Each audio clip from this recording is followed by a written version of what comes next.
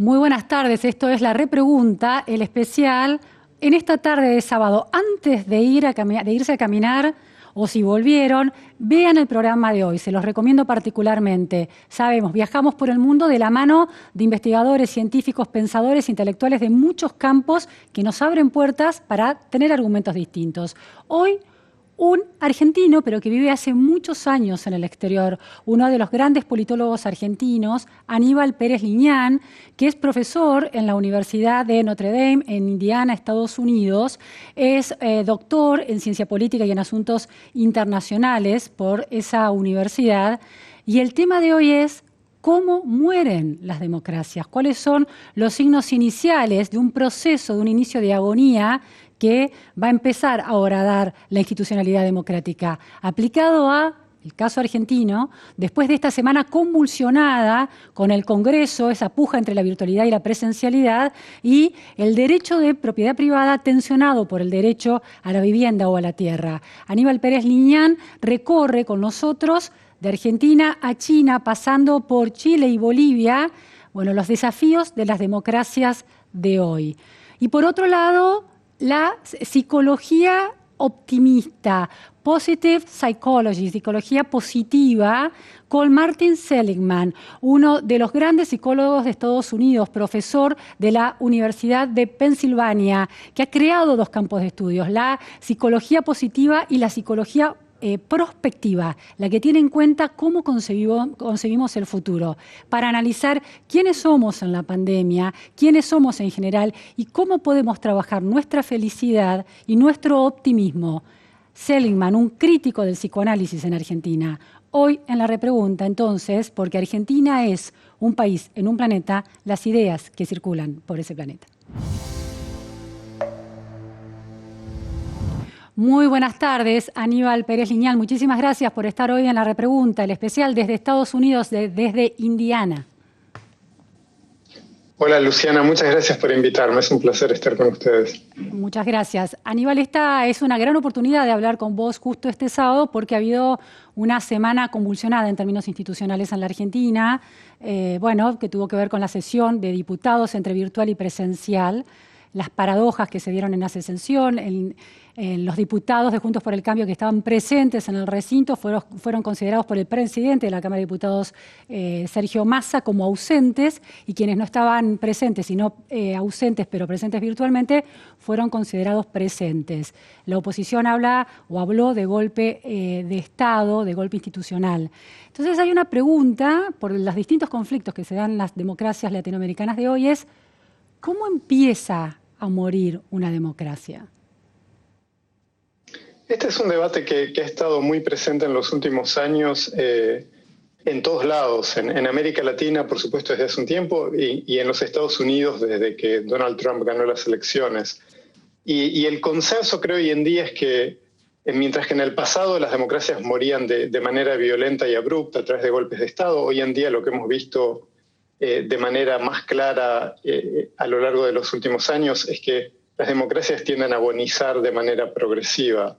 Mueren no tanto ya como resultado de un factor externo como la acción militar, sino sobre todo como resultado de un factor interno que es el progresivo avance de los gobiernos sobre los derechos de la oposición, lo que lleva en algunos casos a que los gobiernos prevalezcan e impongan una forma autoritaria de gobierno bajo la ficción de un proceso democrático, y en otros casos lleva a que la oposición reaccione de manera preventiva y derroque al gobierno, con lo cual, por una vía o por la otra, las democracias tienden a morir de esta manera. Hablabas de la agonía de la democracia. Agonizar puede ser un proceso que dura poco, de corta duración, que se resuelve en otro tipo de reorganización más o menos ilegítima de esa democracia. O puede ser que en esta nueva etapa de las democracias en América Latina la agonía sea una característica permanente que define las democracias. Creo que vamos a ver estas situaciones de ambigüedad institucional y de conflicto en el futuro inmediato, en parte como resultado de los múltiples conflictos que está generando la pandemia. Pero en mi experiencia, estas agonías tienden a resolverse en una dirección o en otra. Son esencialmente, hay un momento de ambigüedad en el cual parte de la población piensa que el régimen es democrático y parte de la población piensa que el régimen es autoritario. Y tarde o temprano vemos una resolución clara de estos procesos, como en el caso de Venezuela, por ejemplo, ¿no? En algún momento la naturaleza del régimen se define en una dirección o en la otra. Hoy el régimen de Venezuela, ¿sos de los que lo considera una dictadura dentro de la ciencia política? Sí, creo que hay un consenso en la ciencia política hoy en día de que el régimen de Venezuela ya no es un régimen democrático, en el sentido de que hay persecución selectiva de la oposición, el resultado de las elecciones no es confiable. A partir de 2015, cuando finalmente el gobierno perdió realmente elecciones y en la práctica se negó a reconocer ese resultado, está claro que Venezuela se ha desplazado en una dirección cada vez más autoritaria. Ahora, Aníbal, esta semana el reclamo de la oposición era, en principio, un reclamo formal que tenía que ver con el cumplimiento de un acuerdo escrito, de la renovación cada 30 días de la virtualidad del funcionamiento del Congreso bajo consenso. Y la oposición interpreta que consenso es unanimidad. La oposición de Juntos por el Cambio, sobre todo, ¿no? Que es la mayoría de la oposición, en términos de quiénes están del lado de oposición, representa la mayoría de la oposición. Por un lado eso, es decir, ¿cuánto pesan efectivamente en la definición de esta agonía, de una democracia que entra en un proceso de agonía, el cumplimiento, ¿no?, de estas pequeñas reglas? ¿Cuánto importan estas pequeñas reglas? No ya las grandes reglas de respetar o violar una elección presidencial, estas pequeñas reglas. Bueno, primero, creo que Argentina no está en esta situación dramática de agonía de la que estábamos hablando, pero creo que tu punto es muy importante porque estas agonías lentas se producen justamente comienzan con pequeñas violaciones o manipulaciones de las reglas democráticas. Entonces, existe este largo periodo de ambigüedad, que es lo que vimos en Venezuela, lo que vimos en Nicaragua en cierto momento, que son periodos en los cuales los gobiernos utilizan las normas propias de la democracia y las estiran de manera tal que van avanzando sobre los derechos de oposición. Entonces, hay un periodo de gran ambigüedad en el cual es muy fácil discutir sobre si el gobierno realmente está haciendo algo que tiene autoridad para hacer dentro de las normas de la democracia o si realmente está estirando el significado de estas normas para concentrar poder. Entonces, es en este periodo de ambigüedad donde vemos la mayor incertidumbre y la mayor polarización en todas las sociedades. Ahora, en una república que tiene división de poderes, poder ejecutivo, legislativo y judicial, cuando un poder, el poder legislativo en este caso, y un presidente de la Cámara de Diputados es considerado por la oposición alguien que está violando un reglamento fundamental de la Constitución y da por ausente a los miembros de la oposición presentes en el recinto, eso... y hay la idea de la oposición es judicializar ese tema, es decir, dar por ilegítima esa sesión y llevar el tema a la justicia. Eso es un funcionamiento democrático, la idea de que la justicia, la oposición pueda recurrir a la justicia y la justicia eventualmente falle de una u otra manera en relación a un proceso violentado o tensionado en el poder legislativo. ¿Estamos todavía amparados por la democracia o empieza también a ser una grieta en esa democracia? No, el hecho de que la oposición pueda recurrir a la justicia creo que claramente muestra que hay mecanismos democráticos operativos que permiten proteger los derechos de la oposición. Ahora, creo que hay una cuestión más profunda aquí y es que en última instancia las democracias siempre funcionan a partir de la formación de consensos. Hay momentos en los cuales las mayorías toman decisiones, pero en el largo plazo tiene que haber consensos, si no con respecto a las decisiones concretas, tiene que haber consensos fundamentales con respecto a las reglas. Lo que vimos en estos días fue una crisis de consenso con respecto a las reglas. Y creo que esto el contexto de la pandemia está generando este problema en muchos países, ¿verdad? Lo hemos visto en otros países, por ejemplo, con respecto a las decisiones sobre si hay que demorar procesos electorales como resultado de la pandemia o hay que hacer las elecciones en el tiempo que era establecido anteriormente. Estas son decisiones que, por un lado, la pandemia fuerza, obviamente hay un estado excepcional que requiere decisiones excepcionales, pero por otro lado, estas decisiones excepcionales solamente son viables en un contexto democrático, cuando hay fuertes consensos entre gobierno y oposición para llevarlas adelante. Claro. Entonces lo que hemos visto es que en países como Portugal, en donde estos consensos se forjaron, las respuestas frente a la pandemia fueron muy efectivas, y en países como Estados Unidos, en donde estos consensos no se forjan, las respuestas frente a la pandemia son catastróficas. Uh-huh. Ahora, este problema del consenso entre las mayorías y las minorías que a veces son mayorías absolutas, pienso en las elecciones de 2011 de Cristina Kirchner, presidenta, o mayorías, primeras minorías, como es el caso actual. Es un problema, el problema de ese diálogo, de ese juego de mayorías y minorías, de los derechos de las minorías incorporados en ese consenso. ¿Es un problema, es un desafío particular para el kirchnerismo o para la clase política en general en Argentina? Me parece que el kirchnerismo tempranamente apostó, en su primer periodo, apostó a una estrategia de polarización. Y por lo tanto, la estrategia de formación de consensos no le funciona muy bien, en el sentido de que no moviliza mucho a sus bases. Y hay parte de la sociedad que está en la oposición y muy poco dispuesta a formular consensos porque esta estrategia de polarización inicial dividió a la sociedad de manera efectiva. Esta estrategia es muy efectiva en periodos de prosperidad, porque lo que hemos visto en todas las sociedades es que hay en general un 30%, bajo estrategias de polarización hay un 30% de la sociedad en cada lado que está dispuesto a polarizarse. Pero en general hay un 40% en el medio que se desmoviliza con la polarización y se desconecta. Entonces, este 40% tiende a aliarse con el gobierno en periodos de prosperidad, en los cuales la economía está muy bien y la gente es feliz, y tiende a aliarse con la oposición en periodos de crisis económica, cuando la economía está mal y la gente está insatisfecha. Entonces, la estrategia de polarización funciona bien para los gobiernos en periodos de prosperidad, pero tiende a ser muy riesgosa en periodos de vacas flacas. Aníbal, en 2017, cuando se discutió la reforma previsional bajo el gobierno de Macri en el Congreso, hubo una gran batalla campal en las puertas, en la plaza, frente al Congreso, y además los legisladores kirchneristas ejercieron un poder dentro del recinto, también hasta de contacto físico con, en ese momento, el presidente de la Cámara de Diputados, Monzó.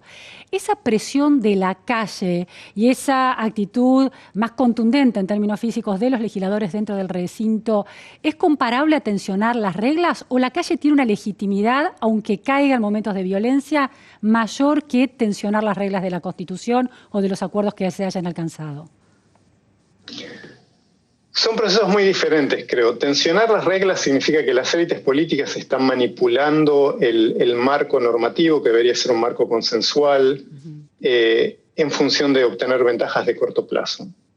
Entonces, la razón por la cual necesitamos un marco normativo que sea altamente consensuado es porque las decisiones que surgen como resultado de ese marco normativo tienden a ser disputadas. Entonces, es importante que el procedimiento por el cual llegamos a esa decisión tenga plena legitimidad.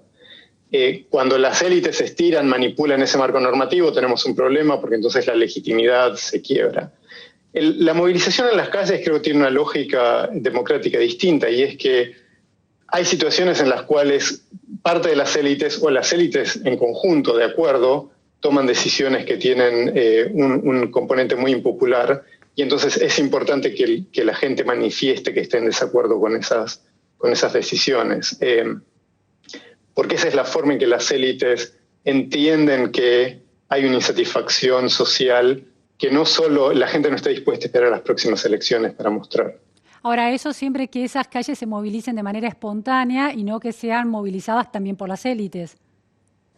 Sí, en la práctica siempre la movilización, hay un componente espontáneo, pero hay un componente que tiende a ser coordinado y orgánico, ¿no? Las élites suelen tener parte en esa movilización, claro. Hubo una discusión también en los últimos meses, el año pasado, en relación al proceso que atravesaba Chile, Chile va hacia una reforma constitucional este año, empujado por una marea callejera, una manifestación cuestionando las estructuras de poder y de participación ciudadana muy anquilosadas en una sociedad que funcionaba en términos económicos. Esa presión de la calle que deriva en un proceso constitucional, es decir, que obliga al cambio de reglas absolutas, ¿cómo se encaja en el proceso de vida de las democracias, en la biología, digamos, de la evolutiva de las democracias? Porque no fue una agonía eso, ¿fue un renacer de alguna manera? Creo que ese es un proceso muy diferente y es un proceso fundamental. La democracia de algún modo es un blanco móvil, ¿no? Porque la definición de lo que entendemos como democracia va cambiando a lo largo del tiempo. A principios del siglo XX, la gente estaba dispuesta a aceptar democracias en donde las mujeres no tenían derecho al voto, y hoy en día esa idea nos parece inaceptable. Entonces, la definición de la democracia va cambiando a lo largo del tiempo y se va extendiendo en términos de quiénes forman parte del pueblo, quiénes pueden participar, y en términos de los mecanismos que tenemos para que esa participación tenga un impacto. Entonces, la definición de democracia va cambiando a lo largo del tiempo en un sentido más expansivo, y estas redefiniciones, estos cambios se producen sobre todo como resultado de la movilización social. Así como en Chile hubo una movilización social que impulsó el cambio constitucional, la movilización social de las mujeres impulsó el derecho de las mujeres a votar durante el siglo XX. Entonces, estos cambios, estas transformaciones de la democracia que son propias del proceso democrático, ocurren justamente como resultado de la movilización social. Las élites que ya tienen poder, en general, tienen pocos incentivos para abrir la democracia. Es justamente la movilización social la que impulsa estas aperturas. Ahora, ¿cómo distinguir cuándo una movilización social es expansiva en términos de la calidad de la democracia y cuándo se trata de un inicio de agonía? Porque había una comparación el año pasado entre el proceso que se daba en Bolivia y el proceso que se daba en Chile. Quienes estaban del lado de la grieta de Evo Morales consideraban que era un golpe de Estado, y no consideraban que lo que sucedía en Chile fuera un golpe de Estado. ¿Cómo analizarlo sin caer en esos posicionamientos de grieta a estos procesos y distinguir su calidad? Creo que la distinción es bastante clara, porque los procesos de movilización que buscan una reforma democrática, una apertura, en general lo que piden son más derechos. No son movimientos violentos, no utilizan la violencia como recurso fundamental, y lo que reclaman son más derechos, exigen una apertura.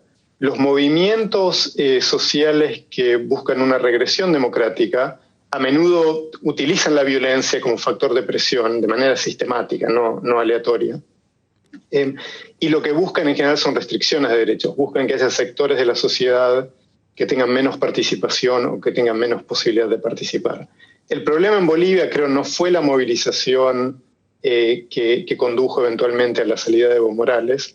Creo que el problema en Bolivia fue lo que vino después, las acciones desde el Estado, desde el gobierno interino. Aníbal, esta semana en Argentina, esta semana que pasó, también hubo una gran discusión por la toma de tierras en la provincia de Buenos Aires, que se han escalado ese proceso, es decir, pobladores que llegan más o menos organizados intencionadamente a apoderarse de tierras de privados, dividirlas, lotearlas, en algunos casos se venden por internet, e inclusive llegado hasta el sur, el lago Mascardi y el Bolsón, ese proceso. Una gran discusión, un derecho a la vivienda confrontado con el derecho a la propiedad privada. El gobierno alienta a una solución pacífica y cuestiona y quiere poner el peso de la ley sobre los manifestantes que reclaman por su derecho a la propiedad privada en el sur. Es decir, ese proceso tan complejo de un derecho versus el otro, el hecho de que uno está apelando a un delito, por ejemplo, a la usurpación de tierras, ¿lo deja a un costado de la democracia, el mecanismo de reivindicación de ese derecho?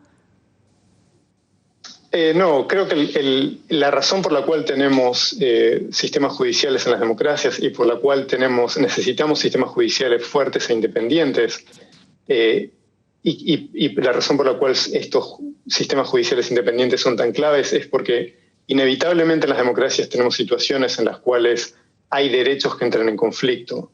Entonces, la razón por la cual este proceso de adjudicación en casos de conflicto tiene que ser realizado por un poder judicial fuerte, es porque necesitamos mecanismos legítimos para resolver estos conflictos de derechos.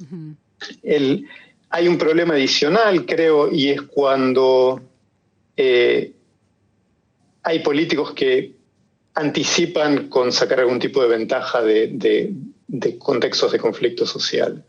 Entonces, el conflicto social que se produce como confrontación entre dos derechos tiene una solución judicial normal. El conflicto social que está alentado por actores políticos es mucho más complicado porque hay un factor adicional que genera dinámicas distintas, ¿no?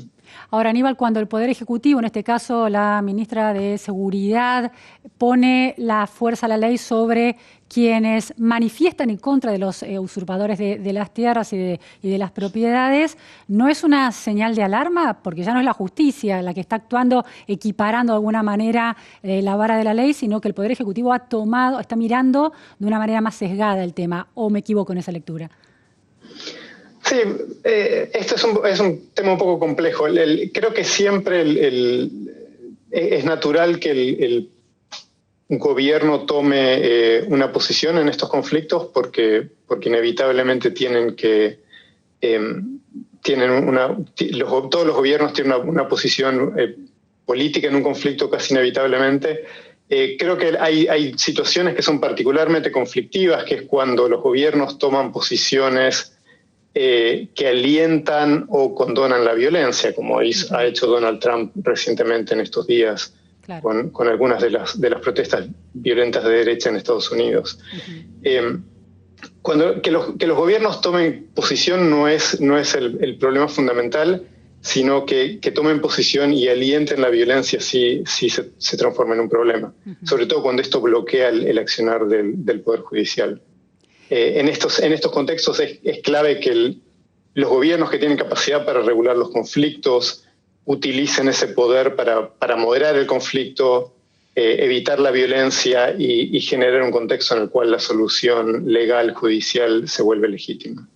Las dos últimas preguntas, Aníbal. Por un lado, en esta colisión de derechos que se da en las democracias, en América Latina, ¿dirías que la colisión entre el derecho a la propiedad privada y el derecho, por ejemplo, derechos sociales, como por ejemplo el derecho a la vivienda, terminan por saldarse en función, del signo político que está en el poder, pero tienen más legitimidad en términos de opinión pública los derechos que están vinculados a lo social y no tanto el derecho a la propiedad privada? Creo que esto varía dependiendo de los países y de los momentos históricos y de los sectores de los que estamos hablando. Estamos hablando en general de países en América Latina que son países en donde hay una enorme desigualdad y en donde hay una enorme informalidad. Tener títulos de propiedad para la mayor parte de la gente es extremadamente difícil. Entonces, es en estos contextos, creo que la opinión pública tiende a tener una natural propensión a defender los derechos sociales por encima de los derechos de propiedad. Porque los derechos de propiedad históricamente son vistos como derechos que protegen a un sector muy limitado. Justamente lo que es clave que los estados latinoamericanos resuelvan el problema de la informalidad y extiendan los derechos de propiedad a los sectores más desprotegidos, porque esto generaría un consenso mayor de la relación entre los derechos de propiedad y los derechos sociales. La opinión pública no los vería tantos en conflicto, sino los vería como una forma de reforzarse. En la medida en que los sectores más desprotegidos tienen acceso a tener derechos de propiedad, tienen, por ejemplo, acceso a crédito porque tienen colateral, y eso les permite progresivamente que esos derechos de propiedad refuercen los derechos sociales y no estén en conflicto. Una pequeña pregunta en relación a eso. Ahora, el derecho de propiedad, proteger, que el Estado proteja, que el derecho de propiedad privada esté bien institucionalizado y protegido, ¿de ahí no deriva una posibilidad de desarrollo económico que puede extenderse también a los otros sectores? ¿En esa concepción no se anuda algo importante de la democracia? Sí, sin duda. Es muy difícil tener desarrollo económico sin tener derechos de propiedad. Incluso en países como China, en donde el partido tiene, por supuesto, enorme arbitrariedad sobre el sistema económico, los derechos de propiedad son suficientemente buenos como para que haya inversión y haya crecimiento, ¿verdad? Ese es el secreto del crecimiento chino. Entonces, no puede haber crecimiento económico sin derechos de propiedad, pero justamente por eso es fundamental que los derechos de propiedad tengan un fuerte respaldo social. Claro. Y los derechos de propiedad solo tienen un fuerte respaldo social cuando benefician también a los más pobres. Y la última pregunta, ya que mencionaste a China, tiene que ver con eso. ¿Cómo, sintetizarnos cómo fue que ese desarrollo capitalista de China no condujo a un régimen de mayor apertura democrática? O sea, de apertura democrática, porque es un régimen totalitario. La estrategia del partido chino fue a partir de los años 80, fue abrirse a la inversión extranjera y después absorber tecnología, inicialmente utilizando la mano de obra muy barata que existía en China, y después abrirse al desarrollo tecnológico acelerado, sin necesariamente distribuir poder político, ¿verdad? China vio lo que ocurrió en Rusia y aprendió muy rápidamente que abrir el poder político iba a significar el colapso del sistema de partido único. Por lo tanto, lo que buscaron garantizar, como decíamos recién, es derechos de propiedad en suficiente medida como para que el desarrollo económico y el crecimiento económico sea posible.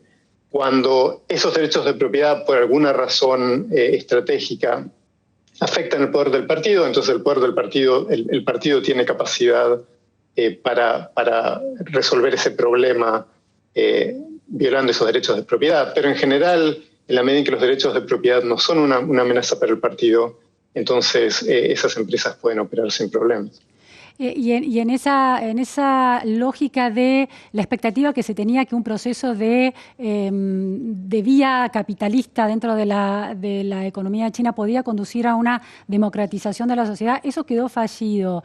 ¿Capitalismo y democracia son dos términos necesarios? ¿Lo necesita más la democracia al capitalismo y no tanto el capitalismo a la democracia? La conexión entre estos dos factores es una conexión histórica y hay un cierto refuerzo en el sentido de que en la medida que el capitalismo implica estos derechos de propiedad, en ciertos contextos naturalmente ha generado una sociedad civil que es independiente del Estado. Y esto, por supuesto, refuerza el proceso democrático. Ahora, en casos como China, el secreto, justamente la capacidad del liderazgo fue permitir el surgimiento de capitalismo en el sentido de inversión privada y desarrollo de tecnología, sin que eso produjera un fortalecimiento de la sociedad civil. El secreto chino ha sido permitir la inversión privada, el desarrollo de las empresas, controlando al mismo tiempo de manera muy, muy ajustada el desarrollo de una sociedad civil independiente. Esto es una tarea muy difícil de lograr y este es justamente el secreto chino, que han conseguido lograr este resultado. Bueno, Aníbal Pérez Liñán, interesantísimo este recorrido por los problemas, los dilemas que atraviesan las democracias latinoamericanas y otras hoy en el mundo. Muchísimas gracias realmente. Gracias a ustedes. Un placer.